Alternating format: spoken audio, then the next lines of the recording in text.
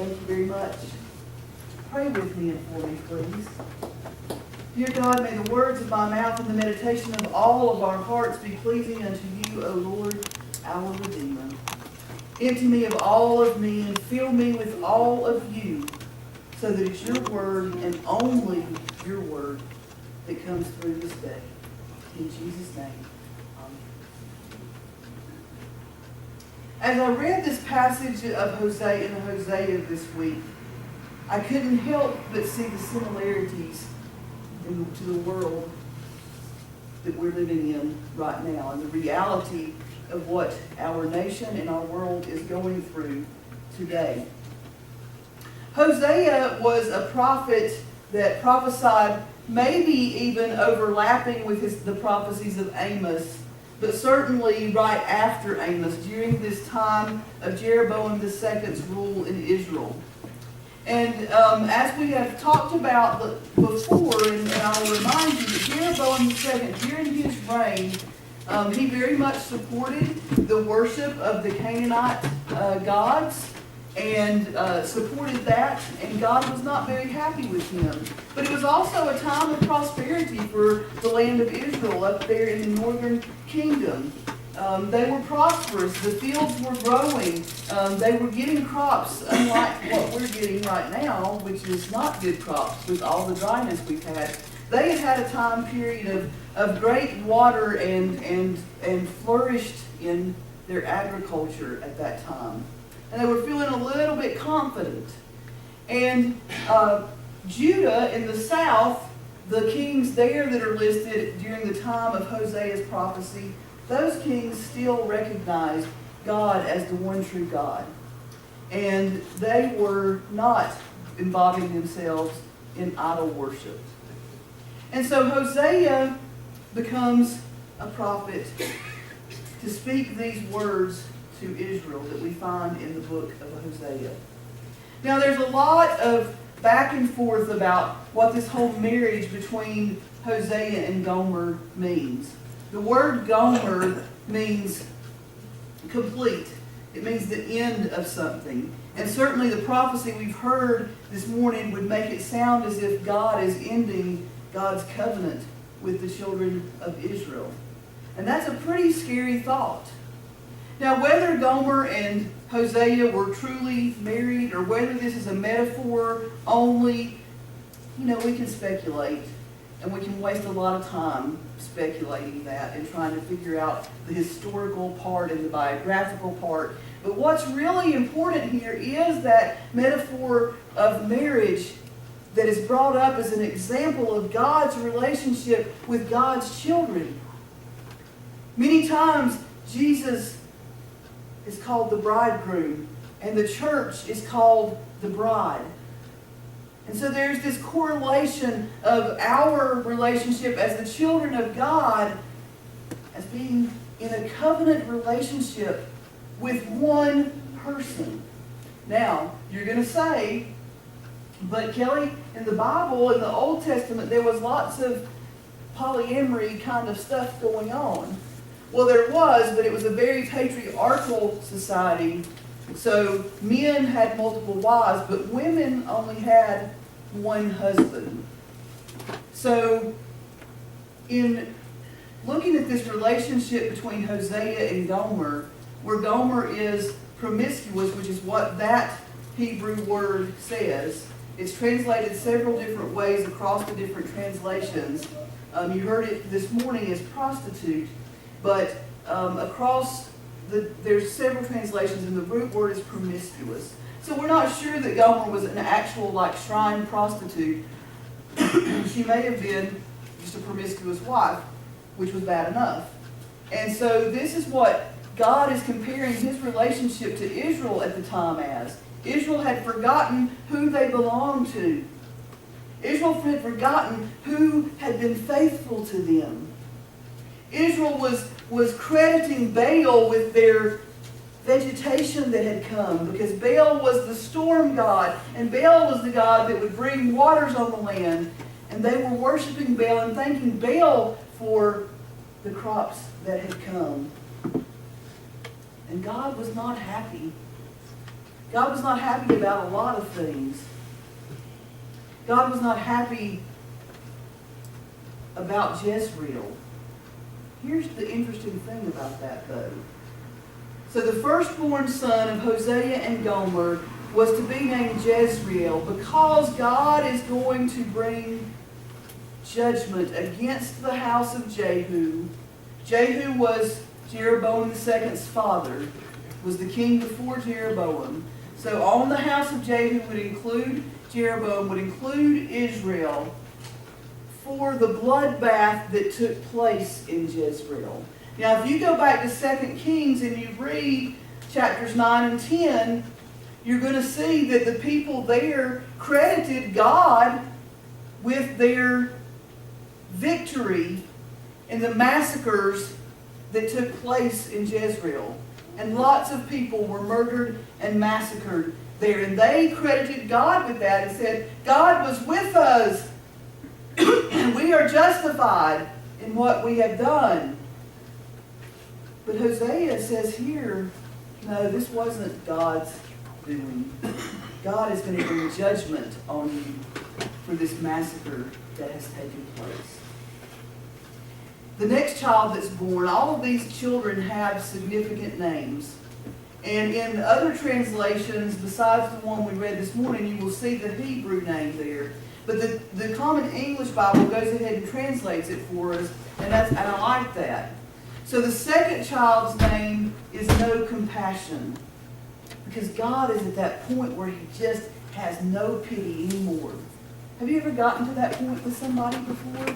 Where you say, I just don't have any pity anymore. My compassion is done. I am gone. They call that in law enforcement and in social work, in places that you have to deal with crisis all the time. They call it compassion fatigue. There's a name for it now. God had compassion fatigue. He was done. The third child that was named Not My People. This is not my people. So God has this picture of just being done with Israel. He's not going to deal with it anymore. And as I think about all of that, I have to wonder if God isn't feeling that way right now towards our nation and our world. Because every week there's something new that comes up. I left here last week and I'm beginning to learn that I need to start reading the newspaper before I come to church on Sunday morning. Because there's something new every Sunday morning that happens. I left here last Sunday to learn that officers in Baton Rouge had been lured by a 911 call to a place where they were ambushed and shot dead. That's the nation we're living in now. This comes just a couple of weeks after the massacre of law enforcement officers in Dallas.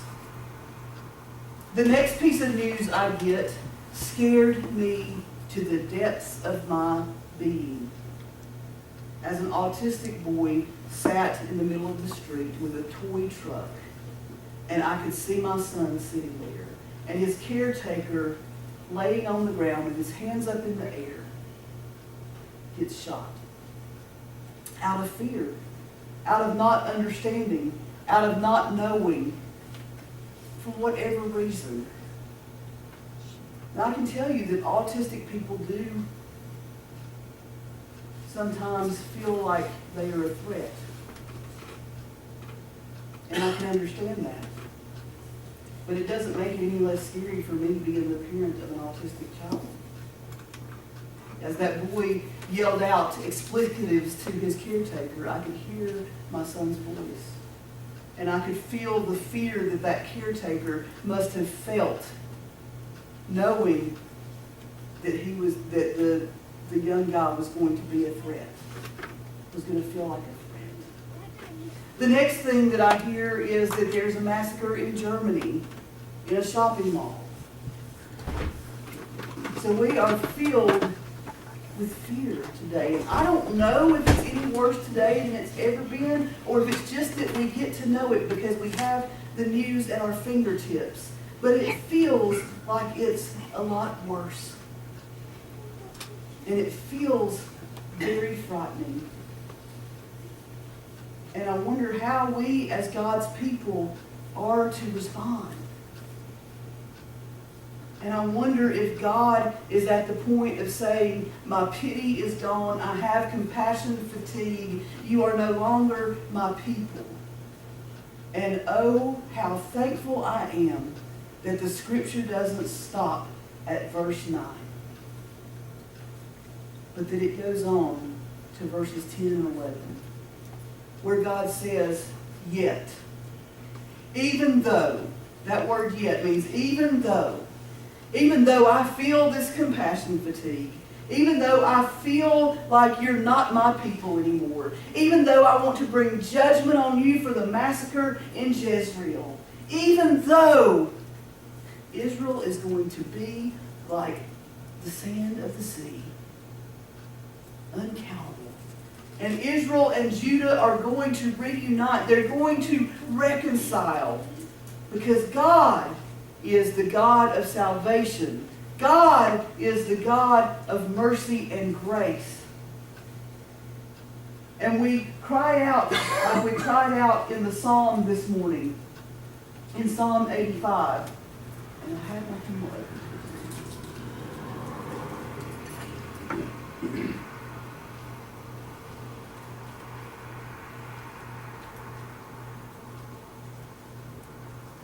Will you be angry with us forever, God? Will you prolong your anger to all generations? Will you not revive us again, that your people may rejoice in you? Do you find yourself crying out each time you hear a new news report? Or do you hear a new news report and just feel numb? Just feel like we're living in some kind of dream world? Have we been desensitized to it? Because it just happens so much that we have to just kind of shut our hearts down so it doesn't hurt so much. We cry out to God, show us your steadfast love. Grant us your salvation. And God promises us through Hosea in verses 10 and 11 that that is exactly what God will do. But here's the thing, the psalmist takes responsibility for the things the psalmist is supposed to do, for the things that we as the children of God are supposed to do. Let me hear what God will speak.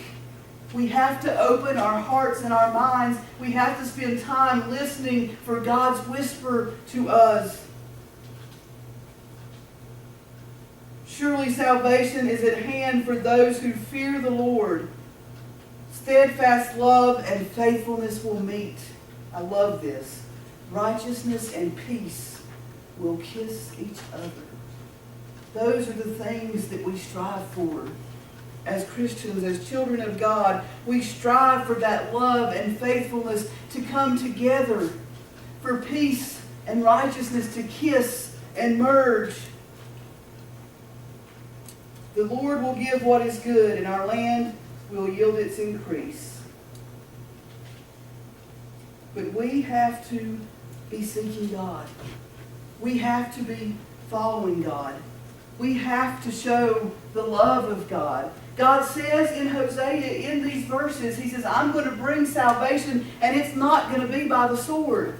It's not going to be by the bow. It's not going to be by the horse or the horseman. It's not going to be by war that I bring salvation. How does God bring salvation? He brings it through Jesus Christ, who gave His life up on the cross, who came to this earth to show us how to live in unity and peace with one another. And when we follow the example of Jesus Christ, who had victory over death on the cross, when we follow that example, when we open our ears and begin to listen to the other instead of waiting for our turn to speak and tell what we think, but we listen and we understand each other, that is when salvation comes. They will know we are Christians by our love. It's time for a revival in this land. We need God. We need to be calling out for God. And we need to love.